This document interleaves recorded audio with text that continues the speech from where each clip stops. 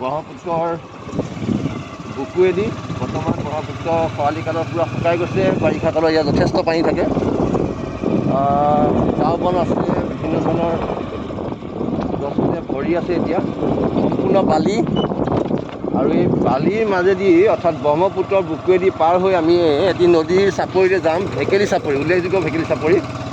আৰু আমাৰ ভেকেলি চাপৰিৰ পৰা আমাৰ বিদ্যালয়লৈ যথেষ্ট সংখ্যক ছাত্ৰ ছাত্ৰী আহে। আমাৰ এইবাৰ প্ৰায় 10গৰাকীমান ছাত্ৰ ছাত্ৰীয়ে এইবাৰ আমাৰ বিদ্যালয়ৰ পৰা মেট্ৰিক দিব। তেওঁলোকৰ খা খবৰ ল'বৰ বাবে আহিছোঁ। এটা পেন উপহাৰ দিম, যাতে তেওঁলোকৰ পৰীক্ষা সুকলমে পাৰ কৰিব পাৰে। আশীৰ্বাদ দিম, শুভেচ্ছা দিম। শিক্ষক হিচাপে আমি আদৰ্শদেৱ উচ্চতৰ মাধ্যমিক বিদ্যালয়ৰ ৰবিজিৎ ছাৰ, মই, পৰীক্ষিত ছাৰ আৰু আমাৰ মুকুন্দ ৰাজখোৱা ছাৰ আহিছোঁ। আমি চাৰিওজনে আমাৰ এই ছাত্ৰ ছাত্ৰীসকলৰ হাইস্কুল শেষান্ত পৰীক্ষাত আশীৰ্বাদ আৰু শুভেচ্ছা দিবৰ বাবে আমি আহিছোঁ।